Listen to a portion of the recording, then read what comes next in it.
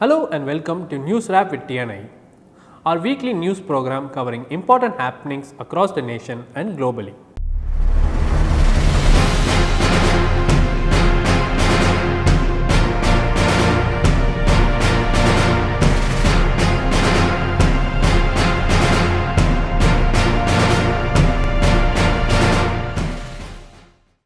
This week, we start with exploring the impact of severe cyclonic storm Gaja, which caused huge destruction in the state of Tamil Nadu.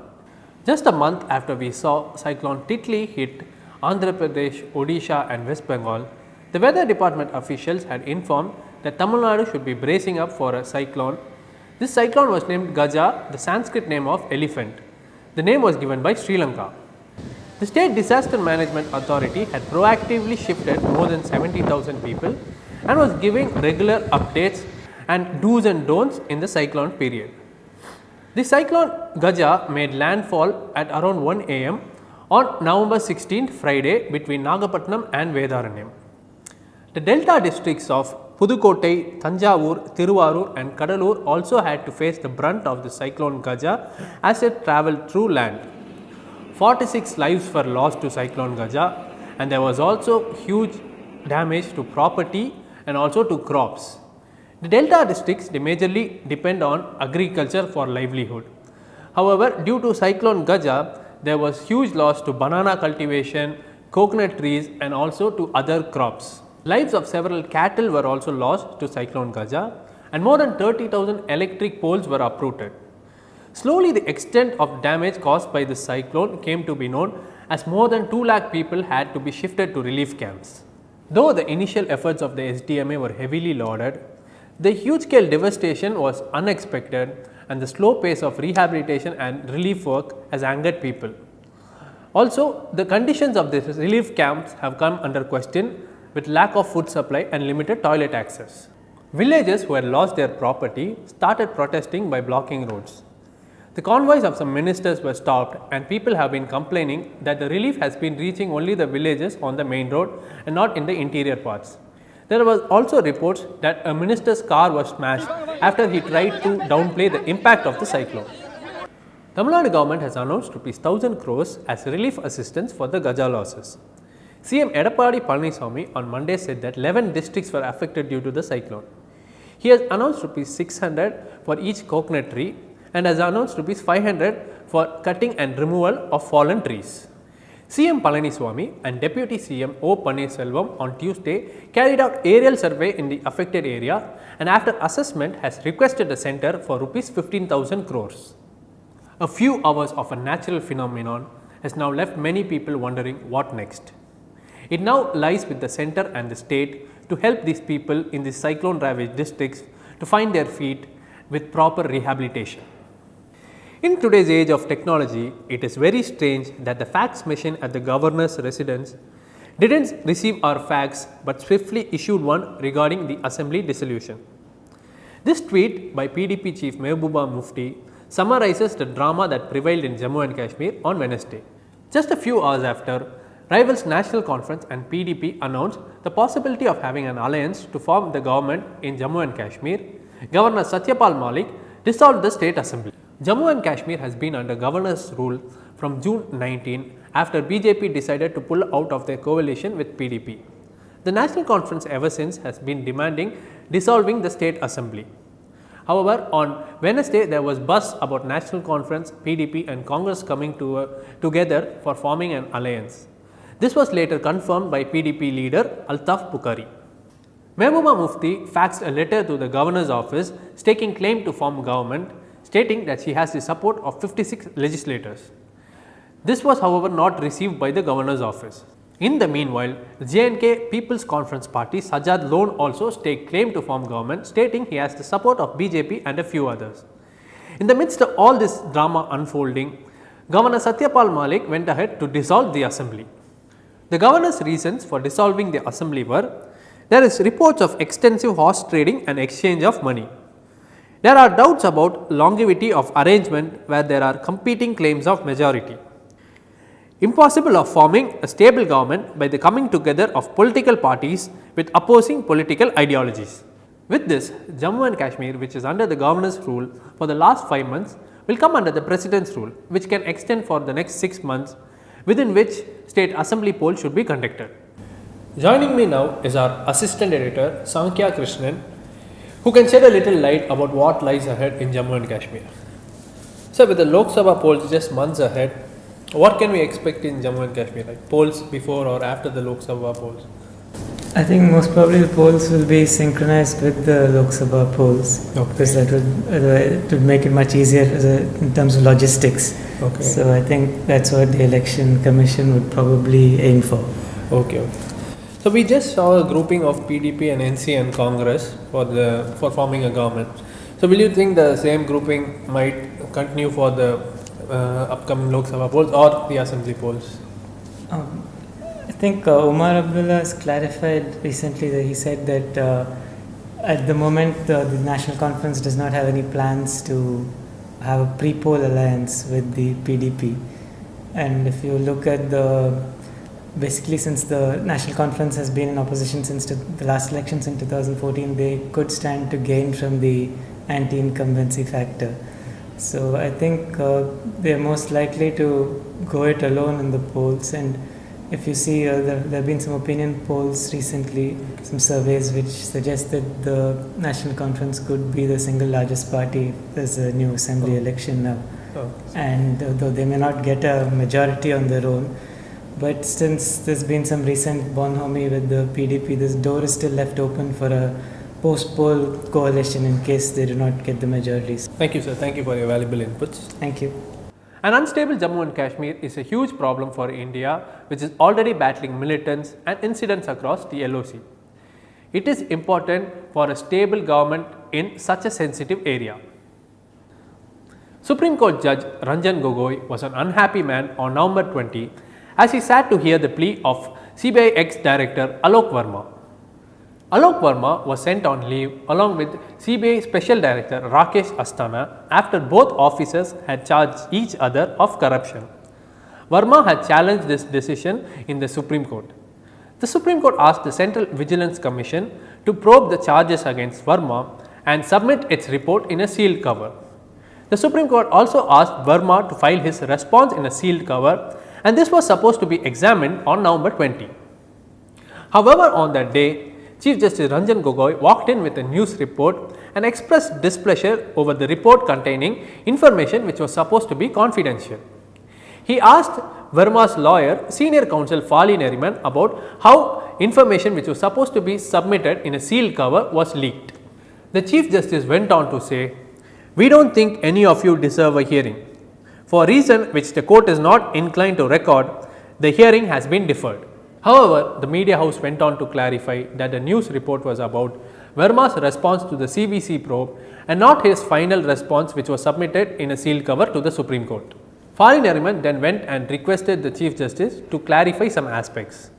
Gogoi, after hearing him later in the day, deferred the case to November 29. While Verma's report leak was one incident, CJI Ranjan Gogoi was also angry over CBI officer Manish Sinha's allegations against some top officials going public. Manish Sinha, who was probing the Rakesh Asthana corruption case, was transferred to Nagpur. He, however, challenged this in the Supreme Court and his lawyer requested for an urgent hearing, saying there is some shocking information.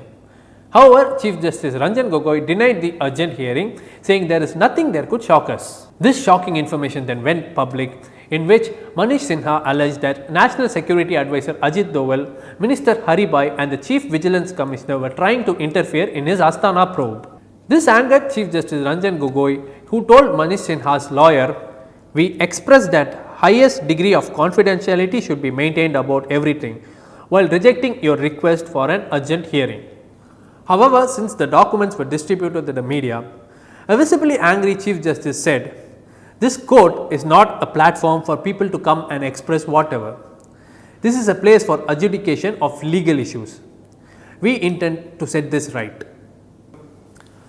Moving on to global news. Last week, the UK cabinet approved Theresa May's draft Brexit plan. This comes 2 years after the controversial Brexit referendum. However, there are two big hurdles left before Brexit becomes a reality. Here's my colleague Manasa bringing us more updates on the same. The cabinet has approved the deal. What's next for Brexit? Hi Stanley.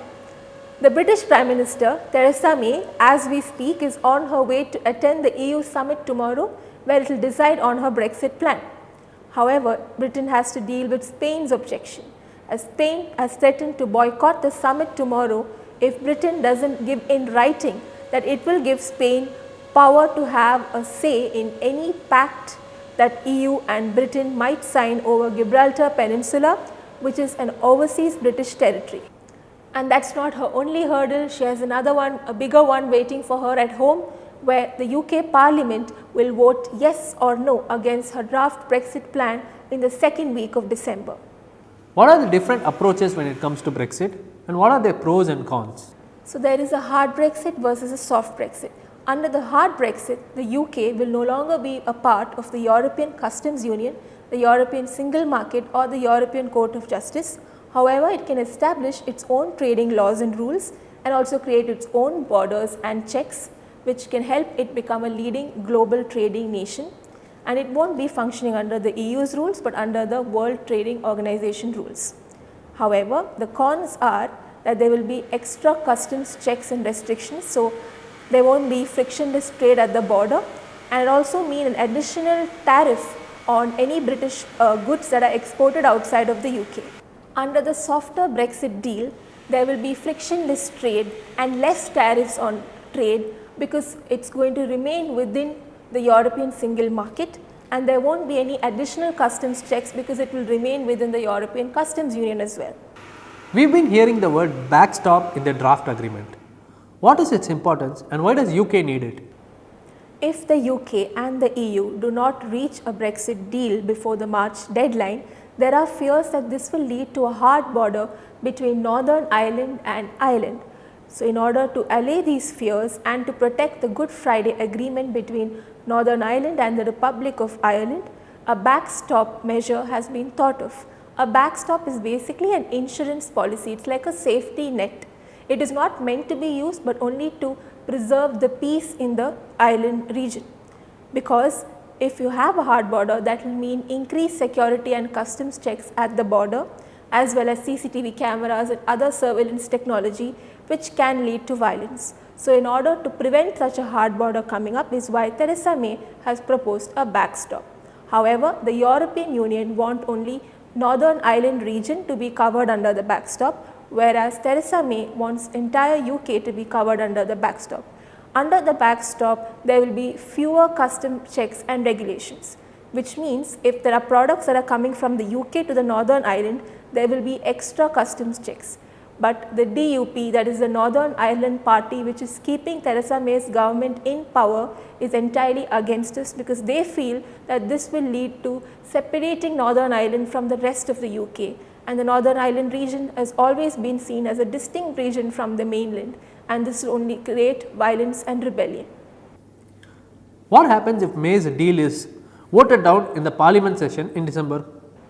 With a strong possibility that Theresa May's critics will vote down her plan, here are the 4 possible scenarios in case that happens. 1. After a 21-day period, she can present it again after making tweaks and amendments.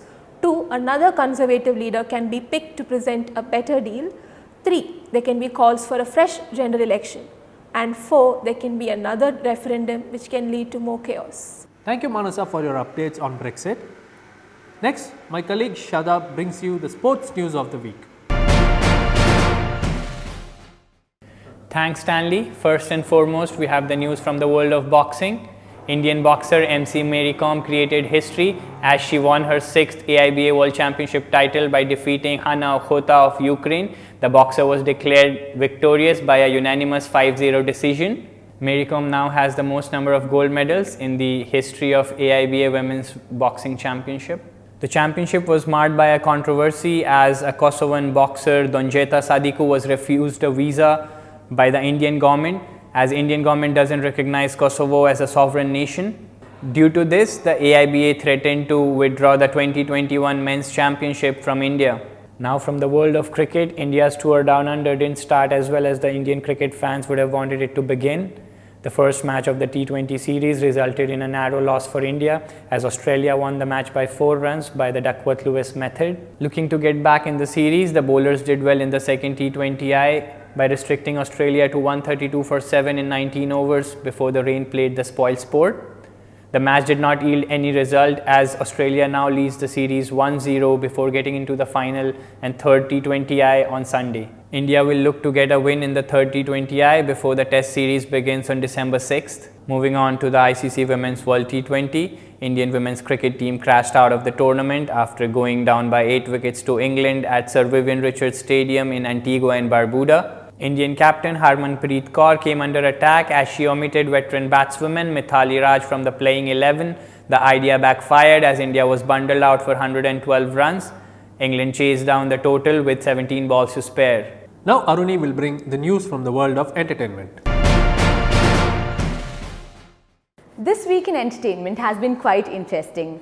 While Amitabh Bachchan has decided to pay off 1,398 farmer loans in Uttar Pradesh, Bollywood's favourite couple flew down to Bengaluru after their high-profile wedding at Lake Como for a glamorous reception at the Leela Palace. But there were more stories hogging headlines this week. The International Film Festival of India, currently being held in Goa, is one of the most significant film festivals to be held in Asia. And guess which Indian film made it to the screening? None other than Salman Khan's starrer, Tiger Zinda Hai. Yes, we're as surprised as you are. And it's not just us. Kollywood director Pa Ranjit sparked a controversy while wondering out loud why Tiger Zinda Hai was selected for the screening and Kala was not. Rajnikant starrer Kala was touted to be India's Black Panther in reviews for its political message highlighting the struggle of Dalits. Ranjit, who is best known for films like Kabali and Madras, seemed quite disappointed. He was quoted saying that while Tiger Zinda Hai was not even critically acclaimed, Kala was, and this is exactly why he has to fight more. Ranjit was in Goa for a screening of his production Pariyerum Perumal, which revolves around caste discrimination. The hall echoed with chants of Jai Bhim as the audience welcomed the director. Ranjit said that producers are not ready to take risks and expose the audience to various kinds of cinema. He emphasized that cinema is a political medium and he himself is hence a politician. Akshay Kumar also made big headlines this week. No, it's got nothing to do with Household 4. It's something entirely different. Akshay Kumar was questioned by a special investigation team probing the Guru Granth Sahib case of 2015 at the Punjab Police Headquarters on Wednesday. The Bollywood star categorically denied the allegation that a 100 crore deal was struck between Ram Rahim and former Deputy CM of Punjab, Sukhbir Singh Badal, at Akshay Kumar's Juhu residence. The SID is said to have grilled the star about his role in the controversy, while people lined up outside the police station to get a sneak peek into all the action.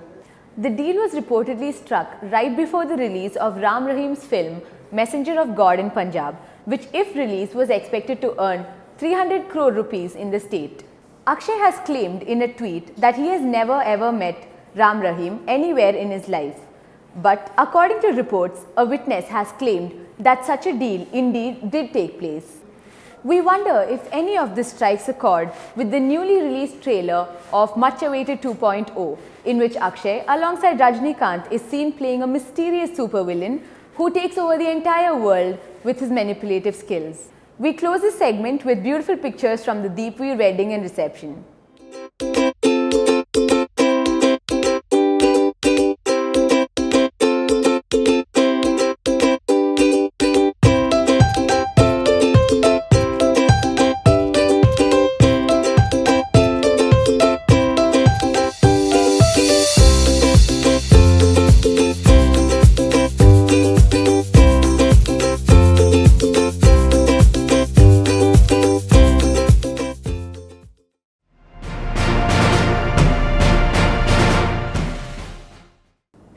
Of November was an exciting day for physicists all around the world.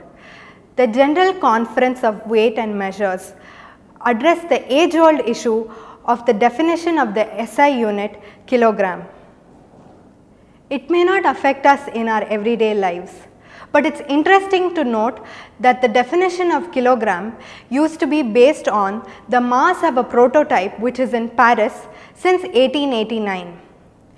It is made of an alloy which is based out of platinum, and it is made in a way that it does not react with oxygen. The prototype is tightly sealed in a glass container which is still available in Paris. This prototype was unreliable for physicists because it was difficult to replicate them.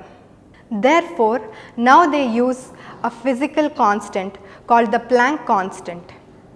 This new definition is based on the fact that the current passing through an electromagnet is directly related to the mass of an electromagnet. After this change, scientists now rejoice that all the SI units are now based on fundamental constants. So, if you are a Big Bang Theory fan, you would like to know that this change would have impacted Leonard's work, which is experimental physics, and not Sheldon's work, which was theoretical physics. That's all in our bulletin this week. Please subscribe to our channel for more news and updates.